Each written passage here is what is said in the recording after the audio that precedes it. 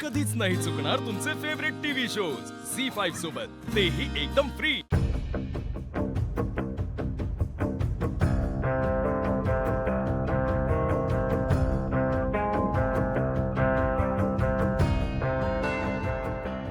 आता कुठे घरात शांतता मिळेल असं वाटलं होतं मला, पण घरात एवढं मोठं वादळ आणून ठेवलंय तर घर शांत तरी कसं राहणार ना। काही चुकीचं बोललीये का? नाही, काही चुकीचं बोलत असेल तर घे मार माझ्या कानाखाली। पण आई, शिवाला हा सगळा तमाशा घालायची काही गरज नव्हती। सासरच्या लोकांपेक्षा तिला ती पानागेन जवळची वाटते, याला काय अर्थ आहे? अगं घेतलीत मी ताट। नाही ताई, हे खोलीतच जेवतायत म्हणाले, मी वाढून घेऊन जाते। अगं असं कसं करतेस? सगळ्यांबरोबर जेवले तर विचार कमी करतील ना। हो ताई, पण हे नाही येणार। तरी मी म्हणत असते, पण माझं कोणी ऐकत नाही। आपल्याच घरातल्या माणसांमध्ये इतका दुरावा यायला लागला, म्हणजे आता एकत्र जेवणासाठी नाही म्हणतात, उद्या घरातल्या घरात एकमेकांची तोंड सुद्धा बघणार नाहीत, याची भीती वाटते मला।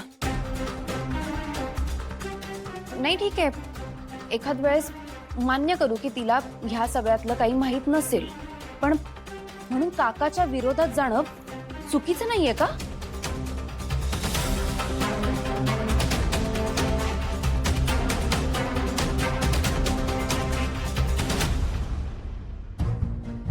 बघतेस नाही, म्हणून मी तुला म्हणत होते की त्या मुलीला घरात आणू नकोस म्हणून। हे सगळं ना तिच्यामुळेच घडतंय, तिच्यामुळे पहिले आशू आणि आता काका असा वागायला लागलाय। पटतंय ग, सगळं पटतंय मला, पण मी काय करू शकते कीर्ती? मला माझ्या मुलाला गमवायचं नाहीये, आशू महत्वाचा आहे माझ्यासाठी। अरे तुम्ही घेतलं सगळं, मी वाढायला घेते।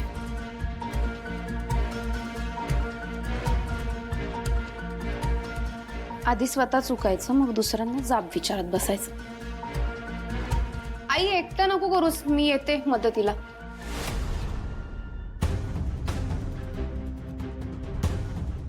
चला जेवायचं।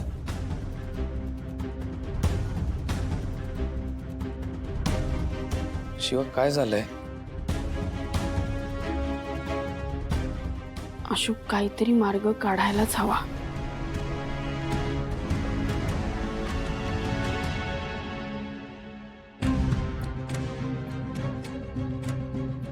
लक्ष्मण, मी तुझ्याशी आत्ता बोलू शकतो का? म्हणजे तुझी हरकत नसेल तर। भाऊ प्लीज, हे असं बोलू नका। तुम्ही इथे माझ्यावर आरोप करायला आलेले नाही आहात हे मला माहिती आहे। बसा।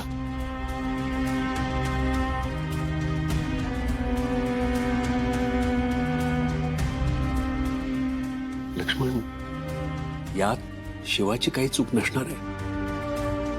नसेल ना भाऊ, पण मग मीच कसा चुकीचा आहे हे दाखवायला ती इथे आलीच का? लक्ष्मण, त्या मुलाचं IAS ट्रेनिंग होतं आणि अशा वेळी त्याने आपल्या संपदापासून लांब राहायचं होतं ना मग भाऊ। लक्ष्मण, मला बाप म्हणून तुझी काळजी समजते, पण एकदा आपण त्या दोघांचा विचार केला तर। मान्य आहे मला, तो वस्तीतला मुलगा आहे, त्याला आई वडील नाही, कुणी नातेवाईक नाही, पण विचार कर ना, तो स्वतःच्या पायावर उभं राहण्याचा प्रयत्न करतोय, अभ्यास करतोय, तो IAS होईल आता। तेव्हा आपण एकदा त्याच्याशी बोलू शकतो। हो, उर्मिला ऐकलंस का भाऊ काय म्हणतायत? त्या रॉकीशी एकदा बोलून बघूया असं म्हणतायत भाऊ।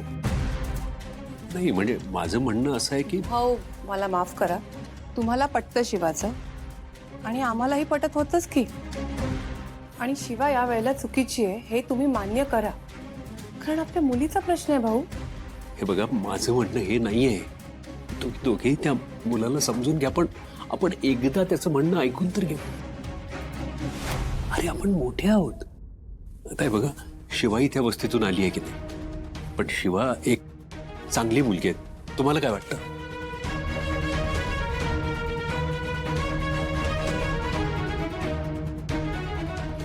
बघ लक्ष्मण, हा मुलगा वाईट आहे हे एका क्षणात आपण का ठरवलं? लक्ष्मण, अरे तू IAS होणार आहे. मला कळतंय भाऊ तुम्ही काय सांगू पाहताय ते, पण मी ही एक गोष्ट सांगतो, तो मुलगा उद्या पंतप्रधान होईल, पण तरीही त्याचा आपल्या संपदाशी काहीही संबंध नसेल. आणि आता या गोष्टीवर मला पुढे डिस्कशन नको आहे भाऊ. एकदा संपदाचा विचार तरी तू कर. अहो, मी काय म्हणते, त्यांच्या मुलीचा विचार त्यांनी केला नसेल असं वाटतंय का तुम्हाला? त्यामुळे मी म्हणते आपण हा विषय जरा थांबवूया आणि सगळ्यांनी समजुतीने घेऊया, एकमेकांशी शांतपणे बोलूया ना. ठीक आहे.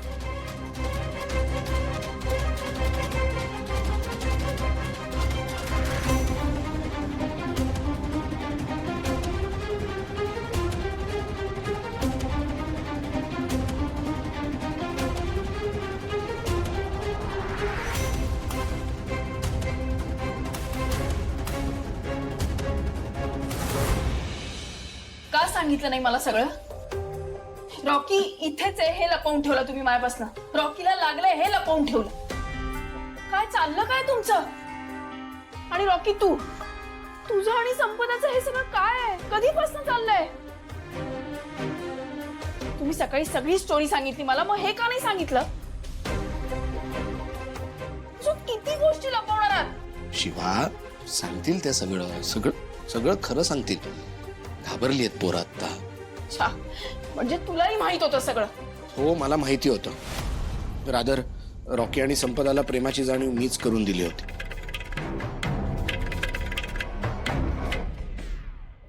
शिवा, हे बघ, रॉकीचं आणि संपदाचं एकमेकांवर खूप जास्त प्रेम आहे. पण रॉकी तुला सांगायला घाबरत होता. मी समजावलं त्याला. लहान आहेत मुलं, पण त्यांचं प्रेम चुकीचं नाहीये. तू तरी समजून घे. हे बघ चंदन, ते चुकले आहेत. त्यांनी सांगायला हवं होतं मला. निदान आशूला तरी. आशू तुमचा मित्र आहे ना, मग त्याला का नाही सांगितलं? शिवा, आधी आपल्याला सगळं जाणून घेणं गरजेचं आहे असं मला वाटतं. शिवा, आम्ही तुला सांगणारच होतो. नाही अप्पर, थांब, मी सांगतो. हे बघ रॉकी, आम्ही तुला आणि तिला एकत्र बघतोय. कधी कधी ती आपल्या ग्रुपमध्ये असते, पण हे हे तुमच्यात आहे हे आम्हाला कधीच कळलं नाही. जिजू, संपदाला शिकवण्यासाठी मी तुमच्या घरी यायचो. आम्हालाच कळलं नाही आम्ही कधी एकमेकांच्या प्रेमात पडलो. पण मी एक सांगतो, आमचं खरंच एकमेकांवर प्रेम आहे आणि ते खरं आहे. झी 5 ॲप डाउनलोड करा आणि पहा सर्व एपिसोड्स एकदम फ्री.